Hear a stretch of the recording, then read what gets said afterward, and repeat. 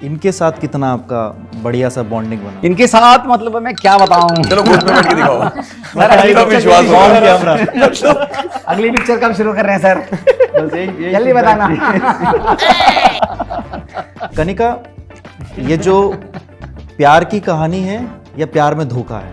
प्यार की कहानी है और बहुत ही इंटेंस प्यार की कहानी है। अर्णव, ये जो नाम है मर्डरबाद, ये कैसे आया? समाजवाद, हमने विचारवाद, ये सारी चीजें सुनी है समझी, लेकिन मर्डरबाद वन मोर टाइम। जो ट्रेलर लॉन्च हुआ उसके नीचे एक लिखा भी था किसी ने कि मैं तो मुरादाबाद समझ के पूरा ट्रेलर देख गया। जी, ऐसा कमेंट्स आ रहे हैं, मैंने भी देखी हुई है काफ़ी सारे। इनफैक्ट कल हम लोग को बोला गया कि लोग सोच रहे हैं कि मर्डर बाद एक जगह है जहाँ पे मर्डर होती है। ये नाम के पीछे की सोच आपकी थी? आपने कोई चैट जीपीटी नहीं, वगैरह का नहीं, यूज नहीं, किया कुछ? सर 5 साल बंदा अगर लगा के स्क्रिप्ट लिखेगा और चैट जीपीटी से सोशल पूछना जरूरी है। चाहे जीपीटी लेती। हम सब मतलब इतना मिले भी नहीं थे और इतना जो मतलब वो क्रोनोलॉजिकल ऑर्डर में क्योंकि शूट नहीं किया था और मेन चीज़ सबसे पहले शूट की थी, तो आई थिंक वो थोड़ा सा चैलेंज। एक तो मुझे ना ये कि ये आपका पुराने रोल से कितना डिफरेंट है, मुझे उससे कुछ फ़र्क नहीं पड़ता। मुझे टाइप कास्ट होने से भी कोई प्रॉब्लम नहीं है। मैं 10 बार कॉप प्ले करने के लिए भी तैयार हूँ। फैमिली मैन के बाद में मुझे बहुत सारे कॉप टाइप के पार्ट्स और वो जेके टाइप के कैरेक्टर्स मिले और मुझे उनको करने में भी कोई दिक्कत नहीं थी, लेकिन वो उतने अच्छे लिखे ही नहीं थे। हाँ, ये बहुत अच्छा सवाल है। मैंने आई रोट द फिल्म, जब मैं पिच कर रहा था, जब मैं फिल्म हम लोग शूट कर रहे थे, बना रहा था, जब एडिटिंग टेबल पे आई फिल्म, और अभी भी जब मैं रिलीज़ कर रहा हूँ, हर लेवल पे मुझे बोला गया है। सर, ये जो कहानी है इसका कौन सा ऐसा पॉइंट है जो दर्शकों को बहुत अच्छा पसंद आ सकता है आपके नज़रिए से? आई थिंक एक पॉइंट नहीं, काफ़ी सारे पॉइंट्स मिलेंगे। हाँ, हमने ट्रेलर में या अभी तक जो भी प्रोमोज आए उसमें जो रिवील किया है वो काफ़ी कुछ बता रही है, बट आई थिंक काफ़ी सारी चीज़ें हमने नहीं रिवील किया है थ्रू द प्रोमोज। तो वो हर पॉइंट काफ़ी इंगेज करेगी ऑडियंस को। अभी ऑब्वियसली हम लोग उसके बारे में ज़्यादा बात कर नहीं सकते क्योंकि काफ़ी एलिमेंट्स है जो पहले हम लोग कमर्शियल सिनेमा स्पेस में देखा नहीं है, which is why I don't want to delve deep into it. But I think overall the treatment सबसे ज़्यादा पसंद आएगी फिल्म का। जिस तरीके से हमने एक सो टू स्पीक डार्क सब्जेक्ट को कमर्शियल सेटिंग में प्रेजेंट किया है। इस मूवी में क्राइम हुआ है शारिब जी, ये क्राइम की जो स्टोरी है उसमें कितना डिफरेंस है? हालांकि मैंने जब उस ट्रेलर को देखा तो बहुत सारी चीज़ें अलग अलग दिख रही थी, और लास्ट में जाकर के वो बहुत ज़्यादा ट्विस्ट आ रहे थे और शक आपके ऊपर भी जा रहा था। आपका किरदार इसमें किस तरीके का है? मेरा किरदार एक टूरिज्म अपने एक टूर्स एंड ट्रैवल्स कंपनी में काम करने वाला असिस्टेंट मैनेजर टाइप का एक कैरेक्टर है। मस्त इंसान है एकदम, और उसकी मुलाकात नकुल के किरदार से होती है, मदनानी से, और मैं मतलब इनको अपनी कंपनी में काम दिलवाता हूँ और फिर हमारी दोस्ती शुरू होती है और हमें एक वो मिलता है, एक टूर मिलता है जयपुर और जोधपुर सब घूमने का, और उसमें सारी चीज़ें होनी शुरू होती हैं। वहाँ पर ये इज़ाबेल जो है वो आई हैं एज टूरिस्ट, और फिर कैसे आगे things happen from one thing to other, और चीज़ें मतलब कहीं से कहीं पहुँच जाती हैं। और जो क्राइम आप कह रहे हैं वो मैं अभी बताऊंगा नहीं क्योंकि तो बहुत ज़्यादा वो हो जाएगा। थोड़ी चीज़ें सिनेमा हॉल के लिए भी रखते हैं because बट ट्रेलर में हमने काफ़ी कुछ डाला है, तो मतलब I Really? Think that should generate curiosity to know more. आपने ट्रेलर देखा? देखा, बहुत पसंद। कैसा लगा? बहुत पसंदीदा। लास्ट में जाकर के जो ट्विस्ट पे ट्विस्ट आ रहे हैं ना, हाँ, उसमें ज़्यादा मजा आया। तो क्या लगा आपको ट्रेलर देख के? एक हत्या हुई है या लड़की गायब हुई है, कुछ तो हुआ है, अब वो और बाद फिर? में पता चलेगा। उसका और कुछ पता नहीं चला, फिर अच्छा। सस्पेक्ट्स। अब मुझे सिनेमा घर में जाना पड़ेगा। हाँ, नहीं तो फिर भी यानी कि सस्पेक्ट में आपको ये लड़की भी नजर आई। ये भी आई, सब पे किसी ना मुझ पे किसी के भी- ऊपर सबसे इंटरोगेशन हो रहे हैं, बिल्कुल। इनसे भी हो रहे हैं। और कनिका, क्राइम क्या है? ये है कि या तो मर्डर है या खो गई। हाँ, खो गई, उन दोनों में से कोई एक चीज़ है। गुड। करेक्ट। कनिका, ये जो प्यार की कहानी है या प्यार में धोखा है? प्यार की कहानी है ओके। और बहुत ही इंटेंस प्यार की कहानी है, हम्म धोखा नहीं है। सब अपने अपने कैरेक्टर्स में बहुत रियल हैं, ऑनेस्ट हैं, सब अपने अपने कैरेक्टर्स में बहुत ऑनेस्ट भी हैं। लेकिन वो जो चीज़ यहाँ कोई रिवील नहीं कर रहा है, जब वो सामने आती है तो सब फिर थोड़ा ऐसे whirlwind बन जाता है। हम नहीं बताएंगे। मतलब सरफेस लेवल पे फिल्म एक टाइप की है, पर अगर आप थोड़ा डीप उसको उसमें घुसने की कोशिश करोगे तो फिर काफ़ी टाइप के लेंसिंग से आप फिल्म को एनालाइज कर सकते हो कि मतलब आपको हर लेवल पे फिल्म थोड़ी अलग लगेगी, जो यूजुअली थ्रिलर्स में होती नहीं है। एक नैरेटिव होता है, एक हू डन इट जैसे ऊपर से वैसा ही लगता है, बट आई थिंक एक इंटेंशनली मैंने उसको काफ़ी सारे लेयर्स दिए कि अगर जिसका understanding of cinema, understanding of story telling जैसा है, उस लेवल पे जाके आप फिल्म को अप्रिशिएट कर सकते हो या क्रिटिसाइज कर सकते हो, जो भी। बहुत वे नकुल, ये प्यार वाला ही मैं आपसे पूछूंगा, ये प्यार में धोखा या धोखे वाला प्यार है? थोड़ा सा अलग क्वेश्चन आपके लिए। No problem sir. सर सबसे पहले तो मैं आपको जैसे आप हमेशा एक जो फोकस कर रहे थे एक प्लॉट पे, प्लॉट हाँ वो हुक पॉइंट होना जरूरी है, यू नो, ट्रेलर को बांधने के लिए, लेकिन इस मूवी में जितने भी किरदार हैं उनकी अपनी एक पर्सनल जर्नी, एक पर्सनल स्टोरी है, और वहां से वो रीजन आउट होता है। तो अगर आज शारिब भाई का जो कैरेक्टर है मकसूद, वो भी कहीं से आ रहा है, वो जयेश के कैरेक्टर से कहीं रेजोनेट करता है, तब वो हेल्प करता है। ये वो सिर्फ इसलिए नहीं है कि यार दो लोगों को मिलना है और कुछ होना है तो बस हो जाएगा। अगर वो प्यार हुआ भी है तो वो क्यों हुआ है, उस प्यार को बढ़ने से अगर कोई चीज रोक रही है तो वो क्यों रोक रही है। सो वो बहुत सारी लेयरिंग है, अगर उनको, इसीलिए शायद तक उन्हें 5 साल लगे हैं वो कहानी को पूरा फ्लैश आउट करने में। वरना अगर एक सीधी सादी कहानी होती तो 6 महीने में भी बाहर आ सकती थी, मतलब एक जो हम ट्रेडिशनल जिसको फॉर्मूला फिल्म्स बोलते हैं। करेक्ट। सो ये मेरा पर्सपेक्टिव है, और इसी कारण से मुझे ये फिल्म करने में बहुत ज़्यादा इंटरेस्ट आया है। यू नो कि ये अभी मैं किस्मत ही बोलता हूँ, बस मेरे पास उसके अलावा कोई शब्द नहीं है कि अगर आपको first film as a lead अगर ऐसी कोई मिल जाए और इतनी शानदार कास्टिंग के साथ, बिकॉज कास्टिंग में सिर्फ नाम बड़ा होने से कुछ नहीं होता है सर। आई नो शारिब भाई का नाम बड़ा है, आई नो मनीष सर का नाम बड़ा है, बट जो बॉडी ऑफ वर्क वो लेकर आते हैं, जो एक्सपीरियंस वो लेकर आते हैं, उससे सीन बनते हैं। यू नो वो सीन करने में आपको मजा आता है, वो उसमें एज एन एक्टर आपकी ग्रोथ होती है। Correct.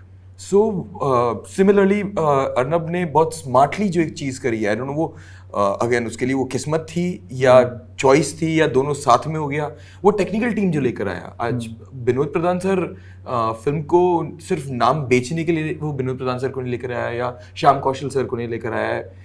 You know there is a reason कि वो जिस लेयरिंग की हम बात कर रहे हैं वो सही तरीके से बाहर आ पाए। सो इसीलिए ये एक फुली राउंडेड फिल्म है, और तो अब प्यार और धोखा तो 18 तारीख को ही पता पड़ेगा सर। अर्नब, ये जो नाम है मर्डरवाद, ये कैसे आया? समाजवाद, हमने विचारवाद, ये सारी चीज़ें सुनी है समझी, लेकिन मर्डरवाद ये नाम कैसे सोचा आपने? One more time. हमारे फिल्म की सबसे चर्चित टॉपिक है हमारा फिल्म का टाइटल। अच्छा, आपके जो ट्रेलर लॉन्च हुआ उसके नीचे एक लिखा भी था किसी ने कि मैं तो मुरादाबाद समझ के पूरा ट्रेलर देख गया। जी, ऐसा कमेंट्स आ रहे हैं, मैंने भी देखी हुई है काफ़ी सारे। किसी ने बोला ये मुरादाबाद के किसी इंसिडेंट किसी कांड के ऊपर है, कोई प्रोपेगेंडा फिल्म है। इनफैक्ट कल हम लोग को बोला गया कि लोग सोच रहे हैं कि मर्डर बाद एक जगह है जहाँ पे मर्डर होती है। बहुत सारे मर्डर्स होते हैं। ये भी मैं हमारे तरफ आए, बट काफी which is good. I think ये अच्छा है। आई थिंक क्यूरियोसिटी है मोर देन कंफ्यूजन। ये मैं नाम में ही अगर इतना क्यूरियोसिटी लोग को हो रही है तो इंशाल्लाह अब जब फिल्म आएगी या कहानी पे बात होगी तो और होगी। फिल्म नाम कैसे आई? ये नाम नया है कंपैरेटिवली, हमारा वर्किंग टाइटल कुछ और था, फिर eventually we decided I decided कि परसेप्शन शायद अलग जगह जाएगा। अभी तो और भी परसेप्शन पे बात हो रही है, I think it's working in our favour, I don't know, will find out. But मुझे लगा कि और थोड़ा क्वर्की करते हैं, तो then I came up with this, just not just the name और the title itself, the way I have written it here also tells the story. अगर अभी आपको क्लैरिटी नहीं मिलेगी, बट अगर आप फिल्म देखोगे तो फिर आप रिलेट कर पाओगे कि इस नाम को ऐसे करके क्यों लिखा गया है। हर उसमें डिटेलिंग है। ये नाम के पीछे की सोच आपकी थी, आपने कोई चैट जीपीटी नहीं, वगैरह का नहीं, यूज नहीं, किया कुछ? सर 5 साल बंदा अगर लगा के स्क्रिप्ट लिखेगा और चैट जीपीटी से सोशल पूछना मीडिया जरूरी है। चैट जीपीटी ली थी। इंस्टाग्राम की रील के आइडिया हो गए चैट जीपीटी से निकाल लिया। एक स्टेप लिया और टाइटल आ गया बाहर। नहीं, मैं यंग हूँ, ये बात बहुत बाहर आ रही, बट इसका मतलब ये नहीं कि मैं इतना भी टेक्नोलॉजिकली डिपेंडेंट हूँ। मेरा इधर जो है वो थोड़ा बहुत काम कर रहा है ब्रेन, तो उसको मैंने थोड़ा इस्तेमाल किया और ये आया एक दिन मेरे जहन में, और फिर मैंने इसको सोचा कि यार दिस इज 5 साल क्यों लग गए? इतना भारी Sorry, भरकम वक्त बहुत कैसे माफ लगा? करना मुझे। हम थोड़ा धीरे काम करते हैं, हम धीरे काम करते हैं। साल बहुत ज्यादा होते हैं, पूरी एक सरकार बदल जाती है। आपको इतना वक्त कैसे लगा? सर सिनेमा का एक्सपीरियंस बदलना है इस फिल्म से, तो समय तो चाहिए था। नहीं, इसका कारण जानना चाहूंगा।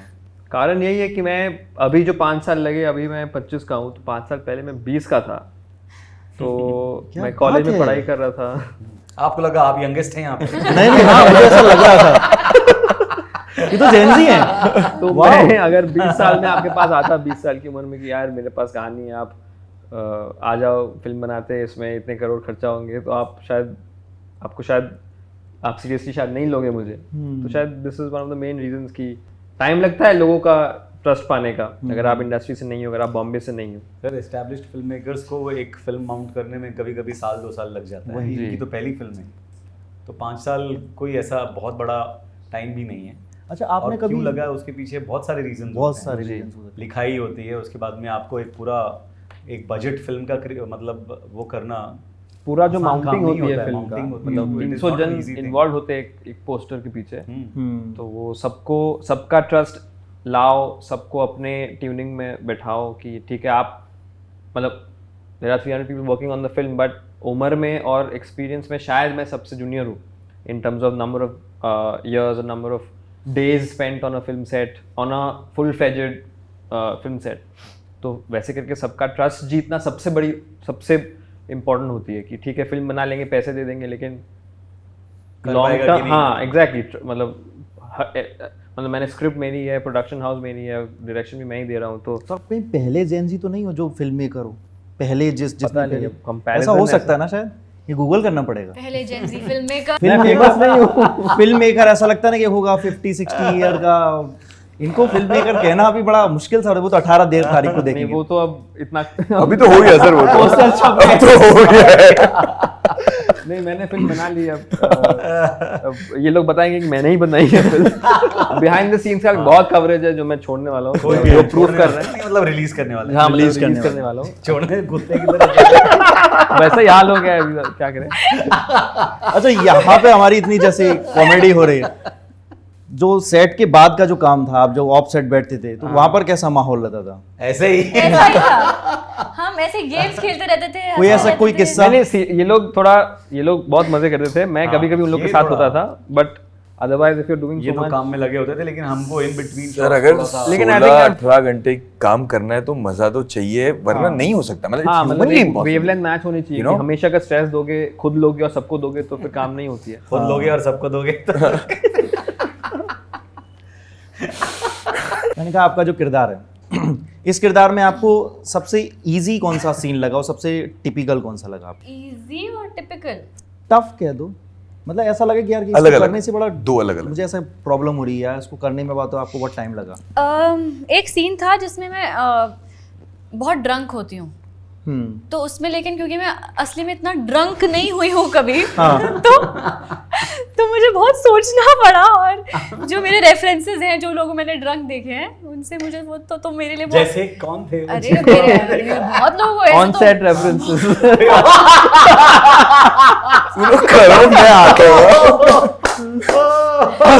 तो वो सीन थोड़ा सा, आई विल नॉट से उसके बारे चैलेंजिंग, में मुझे कहते हुए बड़ी जलन महसूस हो रही है। तो एक वो था, Riddle. और Pramod ji can attest. He was holding the दूसरा camera. हमने फिल्म की सबसे शुरुआत में ही क्लाइमैक्स शूट किया था, तो वो शायद थोड़ा सा चैलेंजिंग मैं कहूँगी, क्योंकि उससे पहले हम सब मतलब इतना मिले भी नहीं थे, और इतना जो मतलब वो क्रोनोलॉजिकल ऑर्डर में क्योंकि शूट नहीं किया था, और मेन चीज सबसे पहले शूट की थी, तो आई थिंक वो थोड़ा सा चैलेंजिंग। नहीं, ये एक्चुअली कास्ट हुई थी 10 दिन पहले हमारी शूट शुरू होने की क्योंकि मुझे हीरोइन मिल नहीं रही थी। क्या बात है, बहुत मन्नतें मांगी तब आई है मैंने। सब कनिका मिली है। Save the best for the last. तो हम लोग 10-12 दिन कुछ बचे हुए थे और मैं लोगों से मिल रहा था, मेरे ऑफिस में सब आ रहे थे, तो ये भी आई थी। और फिर अब if I like the person doesn't mean again वहाँ से सेम रेसिप्रोकेशन आएगा। So for these reasons things were not working out. If everything else is fine, the budgets were not working out, then eventually we locked her, and the day we locked her, the next day we find out that she's traveling during that sked. Then we requested her कि भाई देखो अब 10 दिन बचे हुए, आप थोड़ा कुछ कर लो। But she was very keen on doing the part, तो अब फिर वो adjust कर ली अपनी डेट में, वो आ गई। But there was no workshop with her, there was no rehearsals, nothing. On set, Nakul and Kanika I think met for the first time. Yeah. In the second half of the film, we started shooting reverse actually. तो मैं थोड़ा डरा हुआ था because Nakul and I we've met on several occasions, jammed on the script, we've done dialogues together, we've just discussed the story outside of the script also in terms of the narrative. But Kanika के साथ उतना time मिला नहीं मुझे, हम लोग zoom call पे बहुत थोड़ी बहुत बातें किए थे, बट इन पर्सन नहीं हुआ था। तो थोड़ा मैं नर्वस था कि even though she is giving her best 100%, but मेरे पास जो कैरेक्टर है इज़ाबेल का, जो 5 साल से मेरे अंदर ग्रो कर रही है, उस तक वो पहुंच पाएगी कि नहीं, उस पर ब्लेम भी नहीं कर सकते कोई। मैं 10 दिन पहले उनको बता दूं कि आपको ये कैरेक्टर है, इस फिल्म में ऐसा है, सीन ऐसा है, क्लाइमैक्स है, या जो भी है, कोई भी सीन ले लो, मैं जिस तरीके से कैरेक्टर को देख रहा हूँ 5 साल से वो नहीं देख पाएगी, इम्पॉसिबल है। तो I can't blame her for that. ऐसा नहीं है कि मैंने उसको 2 साल पहले स्क्रिप्ट दी थी और वो डिलीवर नहीं कर पा रही है। तो but very spontaneous in terms of her performances throughout the film. Very erratically we've done the scheduling because of course constrained budgets में आप वो luxury नहीं मिलता आपको कि ठीक है दिन में एक सीन किया, फिर उसको फिर निकाला अपने दिमाग से, अगले सीन में मूव ऑन किए। या काफ़ी स्पॉन्टेनियसली इनका सब कुछ निकल गया। मैंने पहले भी बोला है कि बहुत स्पॉन्टेनियस है। और अभी हीरोइन का क्राइटेरिया काफ़ी बड़ा था, मतलब आपके लिए फिट नहीं हो पा रही थी कोई। Not just as a heroine, but मैं प्रोड्यूसर भी हूँ फिल्म का, तो बहुत कुछ में फिट करना पड़ता है हर किसी को। तो करेक्ट, मतलब नज़रअंदाज करते हैं कि ये प्रोड्यूसर का भी मेहनत होता है एक फिल्म माउंटिंग का, जो इस फिल्म में मैं वो भी हूँ। तो जैसे क्रिएटिवली कोई मुझे आके बोल दे कि बहुत पसंद है, बट उसके बाद वाला जो कॉन्वर्सेशन होता है वो अगर फिट नहीं बैठता है तो फिर आप कैसे काम करोगे उनके साथ। तो वो सब काफ़ी सारे वजह थे। नकुल, शूटिंग के दौरान आपने फिटनेस पे कैसे ध्यान दिया? सिर्फ फिटनेस का कुछ पार्ट था नहीं इसके अंदर, to be very honest. It was more mental. It was the character which I am playing of Jayesh, it's more here than physically. I think ये 5 किलो ऊपर भी होता है या 5 किलो नीचे भी होता है तो कोई फर्क नहीं पड़ता।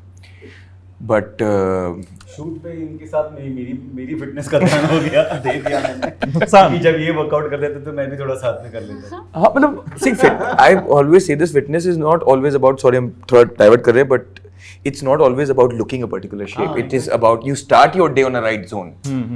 और अच्छी performances, now coming to that, अच्छी performances निकलती है कि जब आप co-actors के साथ आपकी briefing हो गई है, सब कुछ हो गया, co-actors से आप जब मिलते हो ना सर, तो it's just not about what you're doing in front of the camera. Behind the camera, जब शारे भाई ऑफिस आए थे, like you know, आपको एक परसेप्शन था बिकॉज आप उनके साथ काम करने वाले हो जो उन्होंने ऑलरेडी काम किया हुआ है। अगर ये आते हैं, अच्छा हाँ नाइस मीटिंग यू, तो मुझे ना मतलब हो सकता है 2 हफ्ते लग जाते हैं। He walks in the room, he cracks some jokes, easy हो गया, राइट? तो वो सारी performance is not always about कि वहाँ रूम में बैठ के वो इंटेलेक्चुअल डिस्कशंस क्या हो रहे हैं। There are 10,000 parameters which makes the job easier, and that's why experience count and you know just being spontaneous count, because आपको भी वो freedom होती है। अगर हर चीज़ locked है तो फिर वो आप टेप रिकॉर्डर की तरह बजोगे। अब मुझे नहीं पता वो कहाँ पॉज लेने वाली, मुझे नहीं पता है वो किस तरीके से क्या करने वाली। This is what happens in real life and that always keeps you on edge when you are performing a scene. Sharib, आपने तो काफ़ी सारे रोल्स को निभाया, इस रोल में आपको अपना रोल कितना डिफरेंट लगा?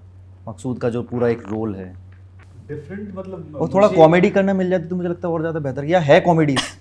है कॉमेडी भी है इसमें। एक्चुअली मैं एक्चुअली शेड्स हैं इसमें मकसूद में थोड़े अलग, काफी जो मैंने पहले नहीं मतलब अच्छा। ने उनका मतलब पोर्ट्रे किए हैं वैसे शेड्स।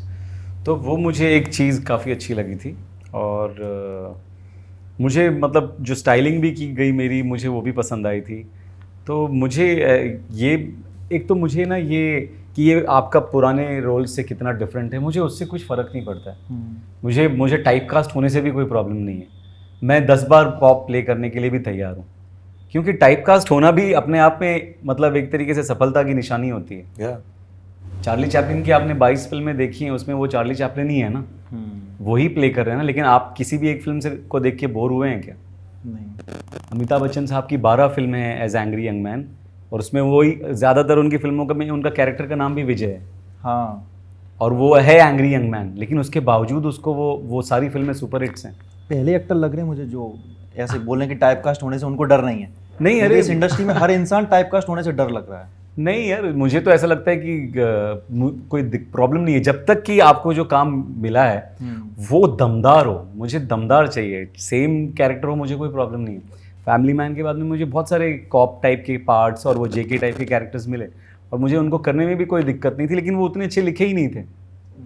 या तो मैं अगर वो कर रहा हूँ तो वो उसके जितना अच्छा हो या उससे बेहतर हो तो मैं करूँ। तो मुझे मतलब फिर से एक और कॉप प्ले करने में कोई प्रॉब्लम नहीं है। और थैंकफुली मुझे काफ़ी लोगों ने अलग अलग किस्म के किरदार दिए। जैसे तरला में मैं एक हस्बैंड का मैंने कैरेक्टर प्ले किया था, सपोर्टिव हस्बैंड। अफवाह में मैं I played a completely bad guy. Vikram Vedha में I was playing a negative role. और दरबान में मतलब I was playing a very emotional father. एक बहुत, तो मुझे काफ़ी अलग किस्म के किरदार मिले हैं। तो I didn't go look for those kinds of characters, they came to me. जब कोई स्टोरी आपके पास आती है तो आप सबसे पहले किरदार को पढ़ते हो या पूरी कहानी को पसंद करते हो? मैं पूरी कहानी पढ़ता हूँ सर। वो हाँ कब करते हो? पैसा देख के?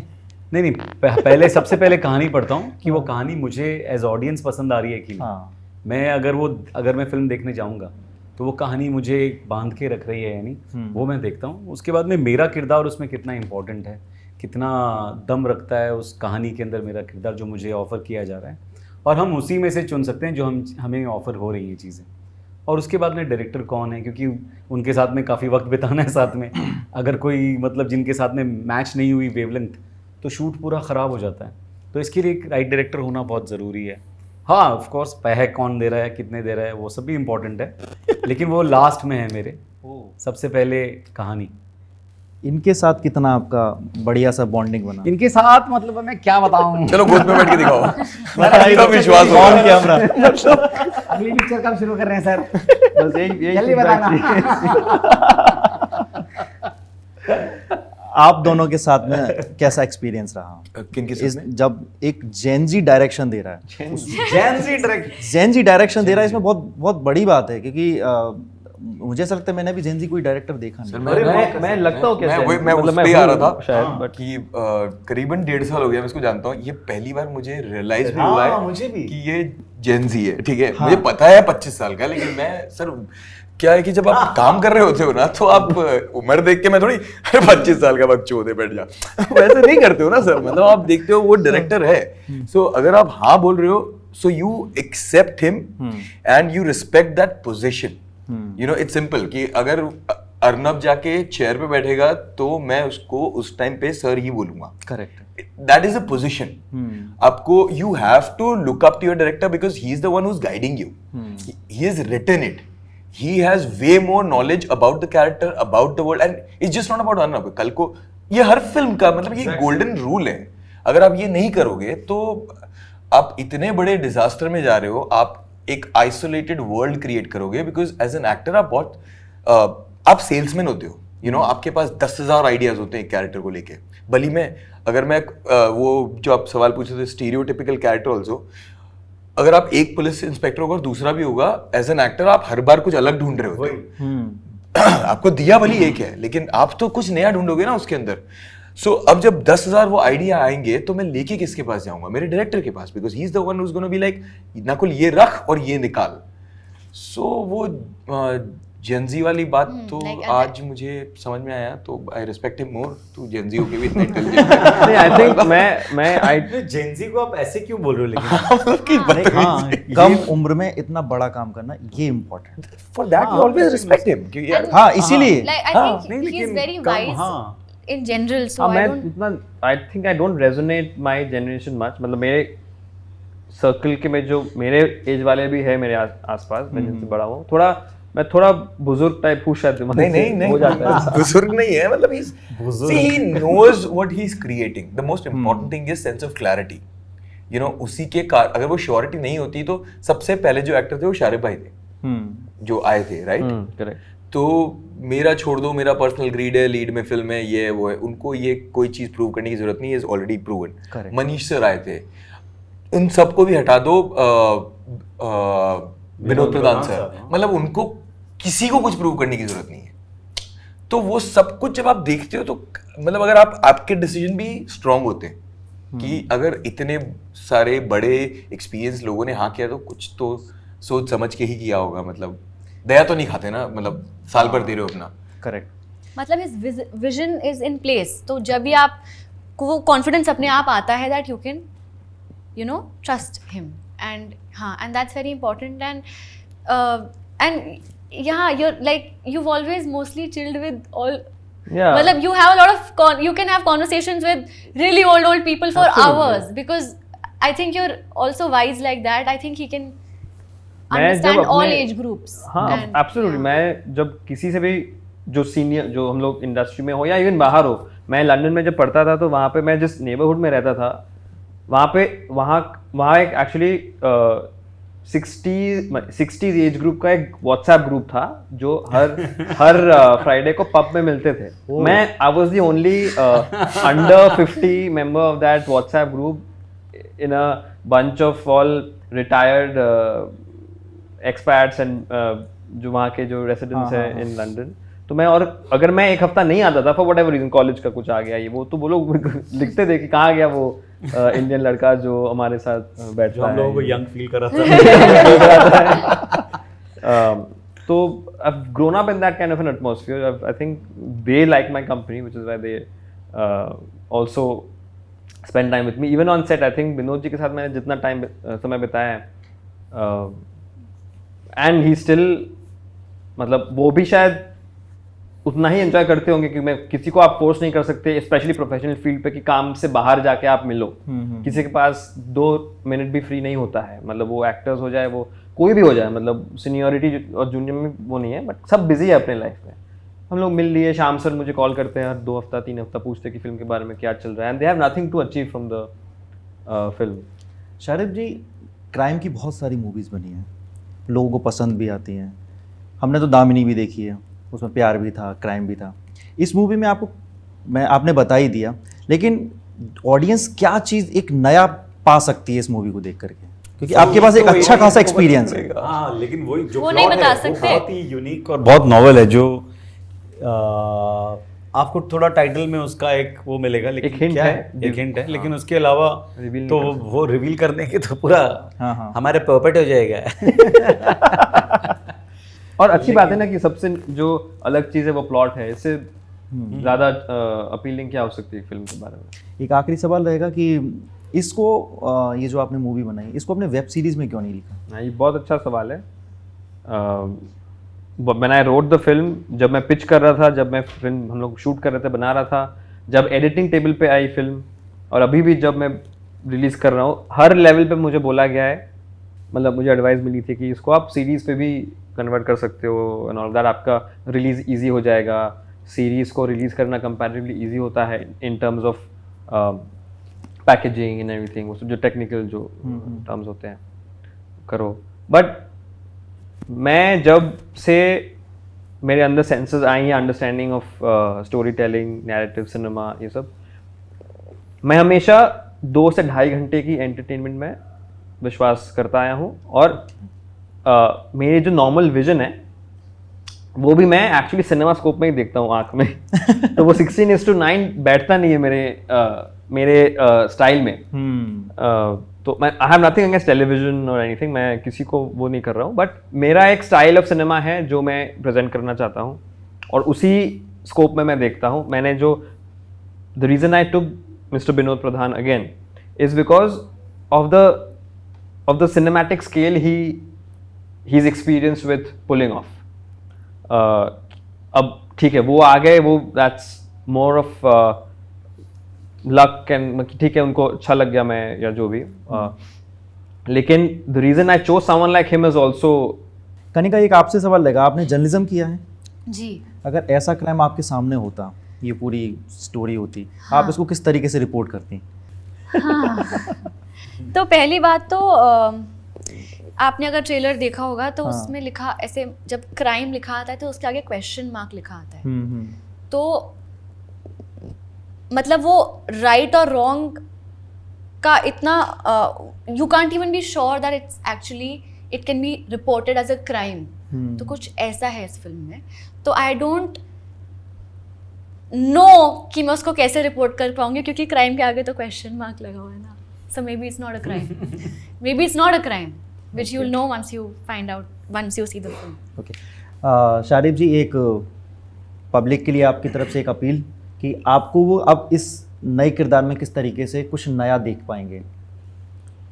नए किरदार में कुछ नया देख पाएंगे? नहीं, मैं अपील यही करूँगा कि प्लीज़ 18 जुलाई को हमारी फिल्म सिनेमा हॉल्स में रिलीज़ हो रही है जिसका नाम है मर्डर पाद. बहुत ही यूनिक स्टोरी है, बहुत ही यूनिक प्लॉट है और बहुत ही हमारी यूनिक कास्ट है और हम सब ने बहुत मेहनत की है फिल्म में, दिल से फिल्म बनाई है. अर्नब जिन्होंने लिखी है, डायरेक्ट की है, प्रोड्यूस की है, इसमें बहुत वक्त दिया है और बहुत दिलो जान से फिल्म बनाई है.